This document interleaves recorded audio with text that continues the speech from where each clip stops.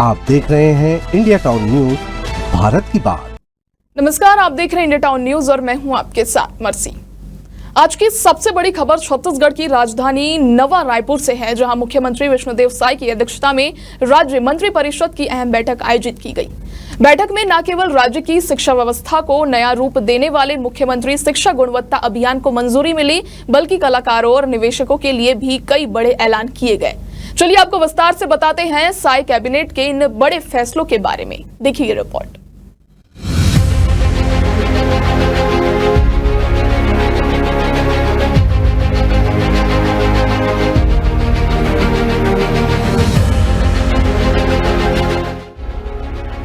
अभियान के अंतर्गत शिक्षा की गुणवत्ता सुधारने, पालक शिक्षक सहभागिता बढ़ाने और शैक्षणिक उपलब्धियों को उन्नत करने के लिए कई महत्वपूर्ण बिंदुओं पर विशेष फोकस किया जाएगा।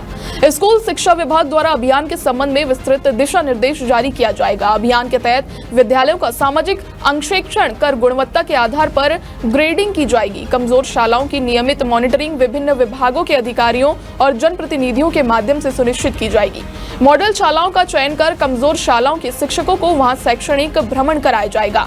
पालक शिक्षक बैठकों के माध्यम से अभिभावकों की सक्रिय सहभागिता सुनिश्चित की जाएगी। विद्यार्थियों की शैक्षणिक उपलब्धियों में वृद्धि के लिए कक्षा शिक्षण प्रक्रिया में सुधार किया जाएगा। मंत्री परिषद ने साहित्य और कला के क्षेत्र में राज्य के अर्थाभावग्रस्त कलाकारों और साहित्यकारों के लिए एक बड़ी राहत देने का निर्णय लिया है। विधानसभा बजट सत्र में की गई घोषणा के परिपालन में अब कलाकारों को दी जाने वाली मासिक वित्तीय सहायता पेंशन को 2,000 रुपए से बढ़ाकर 5,000 रुपए प्रति माह कर दिया गया है। इसके लिए संस्कृति विभाग अंतर्गत संचालित वित्तीय सहायता योजना नियम 1986 में संशोधन के प्रस्ताव का मंत्री परिषद द्वारा अनुमोदन किया गया। इससे उन कलाकारों और साहित्यकारों को आर्थिक संबल मिलेगा और आजीविका के लिए संघर्षरत है। ये योजना वर्ष 1986 में प्रारंभ की गई थी। तब न्यूनतम सहायता राशि 150 रुपए और अधिकतम 600 रुपए निर्धारित थी।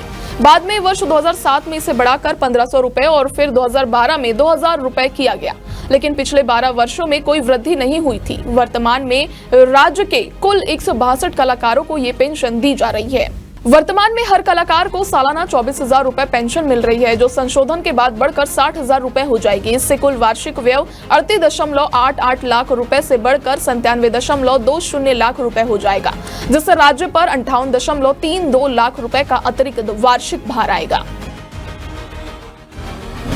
मंत्रिपरिषद द्वारा प्रवेश में औद्योगिक विकास को और अधिक गति देने एवं भूमि आवंटन प्रक्रिया को पारदर्शी बनाने के उद्देश्य से छत्तीसगढ़ औद्योगिक भूमि एवं भवन प्रबंधन नियम 2015 में संशोधन के प्रस्ताव का अनुमोदन किया गया।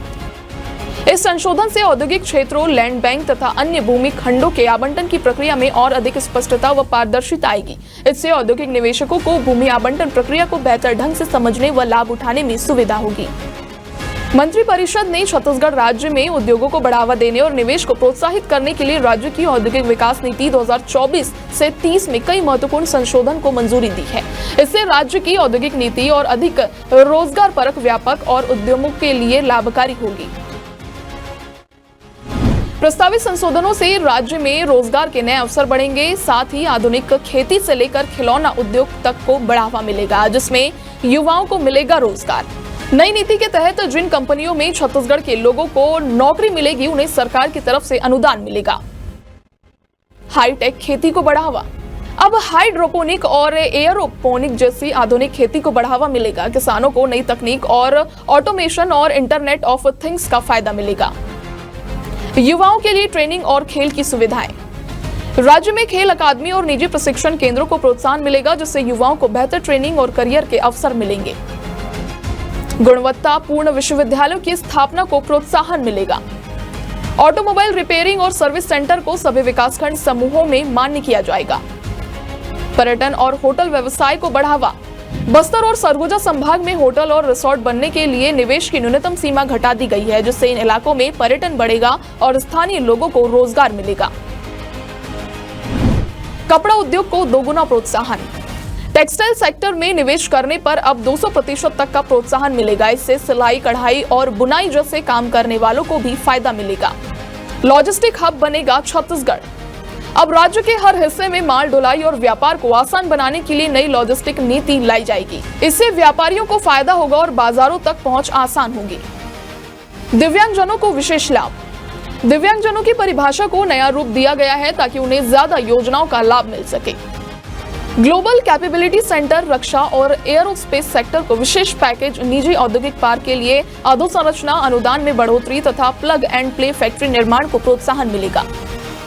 प्रदेश में ईज ऑफ लिविंग को बढ़ावा देने हेतु न्यूनतम 500 विद्यार्थी क्षमता के कक्षा 1 से 12वीं निजी CBSE मान्यता प्राप्त स्कूल एवं मल्टीप्लेक्स युक्त मिनी मॉल से वंचित प्रदेश के नगरीय क्षेत्र एवं नगरीय क्षेत्र से भिन्न विकासखंड मुख्यालय से 10 किलोमीटर की परिधि तक के क्षेत्र में प्रथम 3 इकाई को ट्रस्ट सेक्टर की भांति सम्मिलित किया जाएगा।